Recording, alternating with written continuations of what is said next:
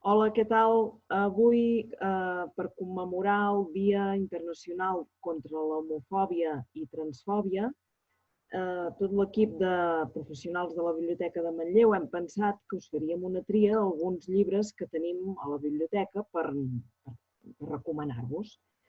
I com que estem aquests dies treballant des de casa, doncs cada un de nosaltres ha triat un dels llibres que tenim i ara us els anirem ensenyant un a un perquè pensem que llegint és una bona manera de conèixer o de saber informació sobre aquest tema. Començo jo amb aquest llibre que es diu Feminismos i LGTB Imparables, escrit per un col·lectiu que es diu Pandora Mirabilia i està il·lustrat per la Mar Guixer.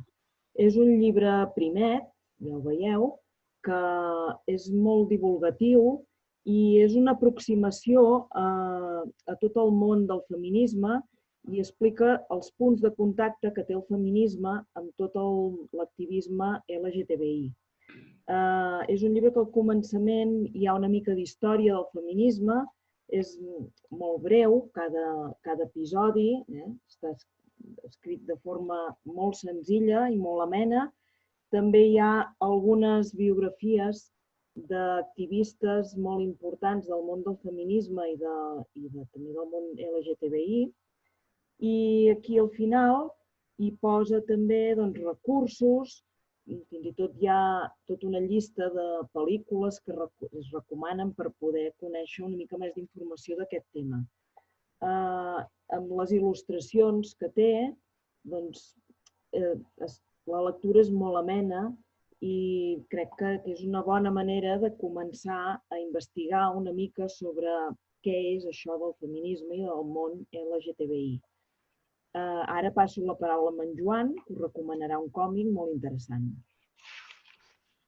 Hola, jo us recomano Transito, que és una novel·la gràfica segons text d'Ian Bermúdez amb il·lustracions de David Cantero. Ha estat publicada conjuntament per Edicions Bellaterra i Pol·len Edicions en català i en castellà. A partir de l'experiència de l'autor, tracta de la transsexualitat, com es pot exercir amb llibertat, amb diferents formes d'expressar-la que permeten cercar la felicitat.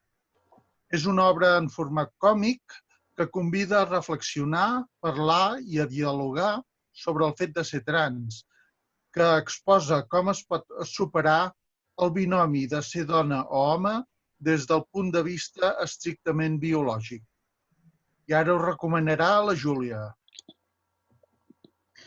Jo us recomano un conte que es diu Ara em dic Joana, de la Jessica Walter i en Dougal McPherson, i és de l'editorial Anima Llibres.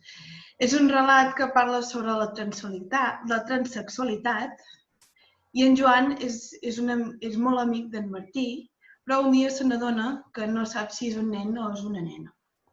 Les coses canvien, però mai, en cap cas, la seva amistat. És una història per explicar als infants i conèixer de més a prop sobre la transsexualitat.